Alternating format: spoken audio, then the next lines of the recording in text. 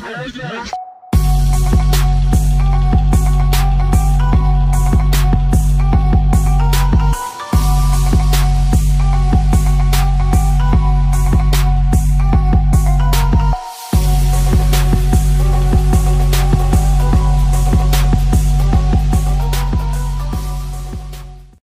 back to the Central Boss. Baik lagi bersama Imung Kiku dan Feral K.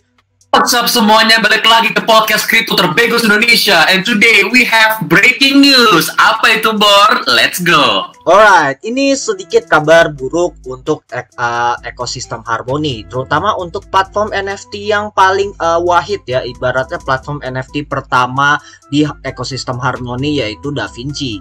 Kenapa? Karena ada token, ada dumping ala rug pull atau tokennya dijual besar-besaran secara tiba-tiba oleh foundernya, dimana address foundernya itu di sini menurut kontraknya itu addressnya itu adalah ini, yang belakangnya 3LS dan dia taruh di secondary accountnya di yang belakangnya M3X, dan mereka akan oper terus sampai dijual ke Viperswap itu ya guys ya. Dan ini dia nunjukin kontrak addressnya, langsung kita cek aja. Nah ini adalah dari yang ini secondary accountnya, ini yang foundernya kita cari dulu ya guys ya, yang address wallet foundernya ya guys ya.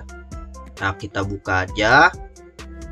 Nah address foundernya ini udah berganti-ganti ya guys ya. Kalau kalian dia lihat bakar transaksi kosong, dan ini secondary accountnya kalau kalian lihat itu udah rame banget ya transfer token Vinci-nya ya.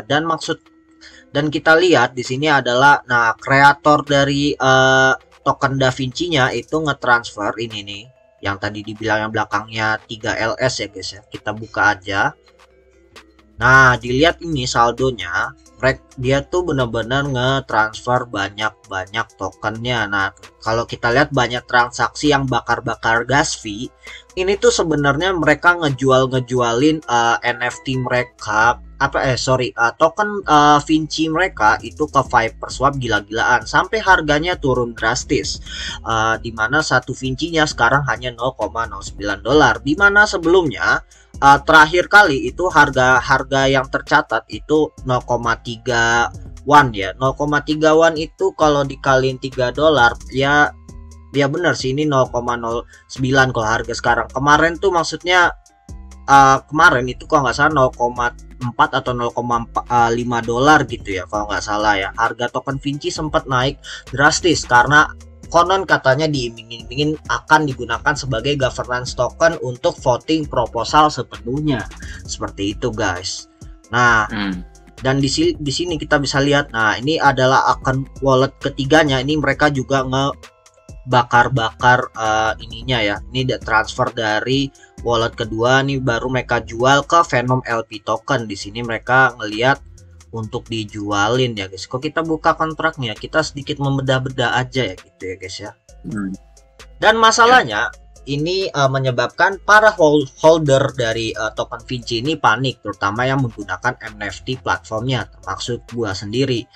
Nah menurut lu gimana nih Rel untuk perkembangan platform DaVinci? Apalagi kan DaVinci ini adalah platform NFT pertama di ekosistem Harmony, yang dimana juga sudah pernah dipromosikan langsung sama Stephen Su, yakni founder dari Harmony sendiri.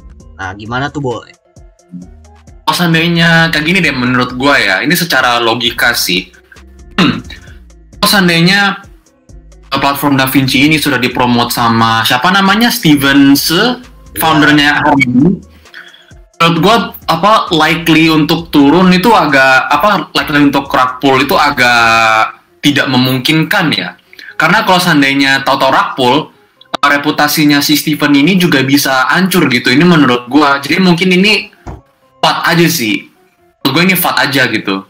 Oke, semoga begitu ya guys ya. Tapi ada masalahnya kalau kita lihat di Discordnya, kita buka aja langsung di Discordnya di DaVinci Gallery ya guys ya. Sebentar gue buka dulu, banyak sekali pilihan Discord saya. Nah ini komunitasnya masih berdebat gila-gilaan di Discordnya. ada yang mendukung Project Da Vinci, mungkin ada alasan internal yang akan mau di-announce, ataupun ada yang against. Nah, contohnya Sejin ini asal Korea, dia tuh sangat meng-against fakta ini karena 2 hari sebelum kejadian ini dia menulis artikel, di mana artikelnya itu ini. Nah, dia menyebutkan di sini dia bilang platform Da Vinci awalnya tuh bagus, tapi semenjak ada token Vinci, orang itu cuma ingin mengincar gain dari token Vinci tersebut. Juga orang yang berjualan NFT di sini mereka hanya men-shilling karya NFT-nya dan tidak memperhatikan kualitas NFT yang ditawarkan. Ini menjadi masalah untuk jadi kayak cuma spamming konten doang ya, kayak quantity over quality ya. Nah, betul. Sedangkan NFT artis itu juga selain quantity dituntut quality-nya juga harus terjaga dengan baik, supaya selain karyanya terbeli oleh para NFT kolektor, juga bisa menaikkan image dari platformnya itu sendiri, guys. Seperti itu. Nah, terus mereka bilang Telegram chat dan Discord-nya itu cenderung lebih banyak shilling. Nah, untuk di Discord-nya gue melihat memang ada beberapa keluhan, tapi tidak begitu masalah ya guys ya, kayak gitu. Tapi untuk yang di Telegramnya gue kayaknya nggak ada deh. Tapi ya intinya di Telegramnya dia bilang itu banyak kan isinya shilling doang ya, nggak ada kayak komunikasi natural antar NFT artis untuk mendukung platformnya. Ini juga menjadi masalah. Yang ketiga adalah websitenya, dimana di apps dari Da Vinci ini sering banget ngebug, dimana ngebugnya itu juga bisa kesalahan minting. Jadi misalnya kita ngeminting karya A, nulis harga berapa, keluarnya malah lain atau lain sebagainya, dan ini terjadi belakangan. Dan dia tulis ini artikelnya 2 hari yang lalu ya guys ya. Jadi dia bilang kalau lebih baik harusnya platform NFT itu nggak usah pakai token aja ya, apalagi di ekosistem yang baru aja gede kayak Harmony ini ya. Jadi harusnya fokus dengan Harmony aja kayak gitu. Nah, menurut Bung Feral, kira-kira apakah kejadian ini akan mempengaruhi besar untuk dunia NFT yang akan dibangun di atas blockchain Harmony? Menurut gue ya, kalau seandainya mereka misalnya ada platform NFT baru nih, ya kan, terus mereka ada governance tokennya juga seperti Vinci ini, kemungkinan bakal ada kasus similar kali. Pertama karena kan Harmony itu mempromot kayak cheap gas fees gitu loh. Jadinya orang bisa kayak spam konten jelek atau bagus, mereka nggak peduli. Yang penting bisa spam and shield konten gitu loh, bisa nge-shield NFT-nya mereka. Nah, jadinya oleh karena itu, karena kita bisa lihat contoh dari Da Vinci ini, orang hanya chase the gain bar, bukan chase the actual goodness of Da Vinci gitu loh, nggak bener-bener support Da Vinci. Nah, kalau seandainya karena itu terus ada platform NFT yang mau dibangun di atas Harmony, gue suggest mereka jangan ada governance tokennya sendiri, karena udah udah di nature-nya tuh kan Da Vinci Harmony lah, mereka mempromote cheap gas fees kan, dan oleh karena itu orang cenderung lebih spam shit konten gitu loh, spam shit NFT gitu loh, dibanding NFT yang bener-bener bagus, yang bener-bener wah gitu kan. Karena gas fee-nya gak mahal gitu loh. Kalau seandainya secara psikologis ya, misalnya kalau seandainya mau minting di OpenSea kan, terus karena itu kan gas fee-nya lebih mahal ya kan, orang pasti mau chase quality dong, uploadnya yang quality content kan, quality NFT biar orang bisa beli ya kan. Nah, karena ini gratis gas fee-nya sama mintingnya juga quote-unquote gratis lah, atau nggak murah gitu, murah banget, orang jadi lebih cenderung upload aja gitu loh, nggak peduli kualitas karyanya. Menurut gue sih begitu. Nah, in a way, tapi sebenarnya NFT Da Vinci juga kualitasnya pun juga sedikit meningkat ya, dan banyak generatif art yang dibikin. Meskipun beberapa generatif art tuh kelihatan basic kayak yang gini ya, ini yang baru-baru dikeluarin, ini kayak gini misalnya, kayak gini. Nah, ini agak oke, yang Viking ini menurut gua agak mendingan ya. Harganya juga murah, menarik.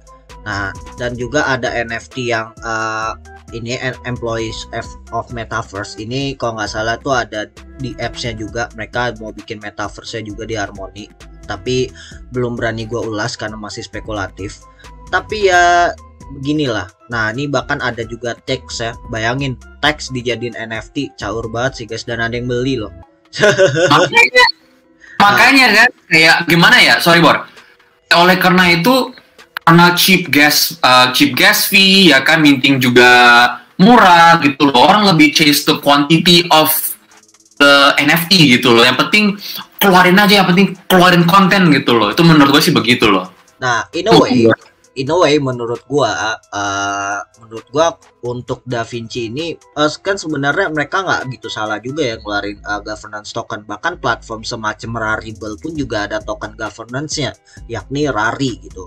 Tapi yang membedakan adalah mungkin mereka tidak punya fitur yang memadai di mana untuk mengkurasi karya. Beda dengan Rarible ya. Kalau Rarible mungkin komunitasnya itu sudah lebih established untuk membantu kurasi karya para artisnya yang ada di platform tersebut. Jadi governance tokennya jadi berguna juga gitu ya, untuk mengvote mana karya yang bagus dan mana karya yang jelek gitu ya. Nah, maksudnya dari kurasi itu kayak gimana Bang? Kenapa? Maksudnya dari kurasi gimana tuh Bang, kalau seandainya dalam NFT? Nah, jadi maksudnya kayak mengecek kualitas karya, terus kira-kira karyanya dari genre, misalnya genrenya digital artnya temanya apa, misalnya temanya psychedelic, terus temanya psychedelic kira-kira bagus nggak, terus NFT-nya apakah sekedar cuma art ataupun ada fungsi dari metaverse kah, atau collectible dan lain-lain sebagainya, seperti itu sih. Nah, oleh karena itu ya nah, menurut gua ya, Da Vinci biar bisa lebih bagus lagi, mungkin token Vinci-nya itu buat buat kurasi gitu loh, buat biar ada kurasinya gitu loh.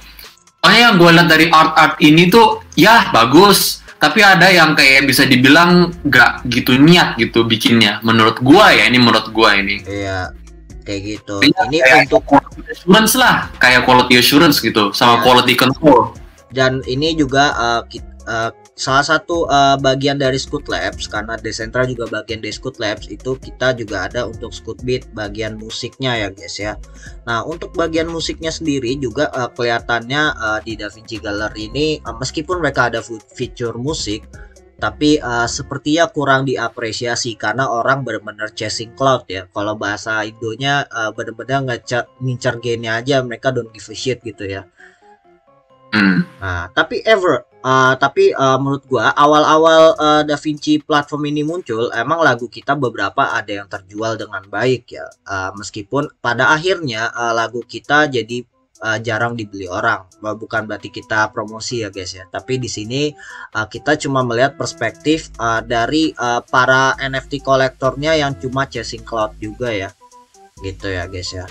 Tapi overall berharap kita tunggu update selanjutnya untuk Da Vinci Gallery supaya bisa ya oke lah gitu ya guys ya. Karena menurut gua ini too big to fail sih, karena platform ini udah menurut gua untuk ekosistem Harmony yang baru gede ini udah cukup established sebenarnya. Iya. Alright. Sekarang kita ke topik kenapa hari ini tadi pagi tanggal 11 tadi pagi market itu pada down. Nah, let's go Bung Feral, jelaskan. Oke guys, nah ini gua ambil data nih, gue lihat data dari Whale, data-data insider dari Whale ya kan. Kenapa Bitcoin turun? Karena ada inflow 1400 Bitcoin itu masuk ke exchange Bitam guys. Nah, oleh karena itu mungkin 1400 Bitcoin ini dijual karena emang sekarang lagi masa-masanya market itu sangat manipulatif ya guys ya, karena kita sudah di tahap-tahap all time high gitu guys. Nah, Tapi jangan khawatir guys, jangan takut, nggak mungkin turun Bitcoin. Ini hanya salah satu dari salah satu dari prosesnya guys. Harus turun dulu biar bisa naik gitu. Dan apalagi kalau seandainya kalian kalau seandainya kalian lihat di time frame yang lebih jauh lagi, yang lebih luas lagi, Bitcoin itu tetap naik dan bakal naik terus guys gitu loh. Jadinya bagi kalian yang hodl-hodl Bitcoin, yang hodl-hodl altcoin, jangan terlalu khawatir guys. Ini kita masih di bull run kok. Santai aja guys. By the way, biar lebih pasti kita buka trading view aja ya Pak ya. Biar masyarakatnya lebih pasti gitu ya. Oke guys, sekarang kita akan nge-cover teknikalnya Bitcoin ya guys. Seperti yang kalian lihat pada tadi pagi ini, Bitcoin ada dump guys. Kenapa? Karena seperti yang gue jelasin itu 1408 Bitcoin itu dijual guys, dan itu menyebabkan dumpnya di sini. Nah, tapi kalau seandainya kalian khawatir ya, jangan khawatir guys. Ini kita di atas ininya nih, di atas box merah ini. Maksudnya dari box merah itu apa nih? Dari kosannya kalian bisa lihat di charting sebelumnya, apalagi di Maret sampai Mei lalu, kotak merah ini, box merah ini itu ditandakan sebagai resisten ya guys ya. Sementara kalau seandainya kalian bisa lihat di sini yang di Oktober juga, ini menjadi ini area konsolidasi. Ini menjadikan bahwa dari kotak merah ini yang dari area resisten itu menjadi area support kalau seandainya kalian bisa lihat di sini guys. Nah kan mantul nih guys, mantul dari box merah di sini. Dan sekarang ada candle hijau guys, dan oleh karena itu kalian jangan takut ya guys. Ini menurut gua dia bakal bakal naik guys, bakal mantul terus bakal naik. Tapi price targetnya apa? Menurut gua personally ya, price targetnya itu bakal di atas $70.000 ya guys ya. Kalau seandainya kalian masih tidak percaya, kalian lihat aja nih di weekly-nya nih. Nah, ini gua mana tuh kotaknya? Gua taruh di sini aja dulu. Mana tuh? Nah, di sini. Nah, di sini. Nah, kalian bisa lihat kan kosannya di sini, apalagi yang di Mei lalu. Ini ini serve sebagai area resisten guys, dan ini pas waktu naik reject, pas waktu naik lagi ke area sini reject lagi, pas waktu naik ke sini baru nyentuh dikit aja langsung turun gitu. Nah tapi kalau di sini beda guys, ini naik dia sempet turun, nggak turun dikit tapi dia naik lagi guys. Nah kalau seandainya kalian lihat di sini, kalian lihat ya, nanti pas waktu hari Minggu, kalau seandainya setelah minggu ini selesai dan Bitcoin di atas kotak merah ini guys, gue bisa guarantee dia bakal mantul terus naik lagi gitu. Ini menurut gue ya. Nah, jadi kalau seandainya kalian yang khawatir, yang weh Bitcoin turun, bear market mulai, jangan takut guys. Kita masih di bull market dan semuanya, dan Bitcoin bakal tetap naik di atas $70.000 ya guys ya. Dan apalagi salah satu faktor pendukungnya, kalau seandainya kalian lihat di weekly chart di sini, weekly chart plus 21 MA itu adalah strategi yang sangat bagus guys kalau kalian mau beli Bitcoin. Kenapa? Karena kalian bisa lihat di charting sebelumnya guys ya. Pas waktu chartnya chartnya kena 21 MA di sini itu mantul. Nah, terus pas waktu turun lagi nyentuh MA21 dia mantul lagi. Nah, kan? Terus pas turun mantul lagi. Nah, gitu guys. Terus kalian juga bisa lihat di sini nih. Pas waktu Bitcoin harganya turun, dia pas waktu chartnya sentuh MA21 ini, ya mantul tinggi gitu guys. Jadi ini adalah salah satu indikator dan metrik yang menurut gua paling bagus untuk bisa mentimingkan pembelian Bitcoin gitu guys. Ini menurut gua ya. Jadi seperti itu berarti guys. Teknikalnya buat ini ya, buat kalau yang investor ya Pak ya. Yes. Tapi apa buat yang futures trading juga bisa menurut gua. Ini menurut. Tapi kan kalau di future trading, kalau di crypto itu lebih enak scalping Pak. Kalau misalnya pakai pasang long yang weekly, kadang udah liquidate duluan Pak. Padahal maksudnya sebagai patokan doang. Oh, weekly udah mantul nih, ya kan? Weekly udah mantul nih. Ya udah, terus apa ke daily nih, faktor pendukungnya apa? Lihat. Oh, terus kalau seandainya apa pas waktu lihat bullish, nah ke 4 hour nih. Oh, ternyata 4 hour-nya masih ada yang bearish, ya udah tunggu dulu.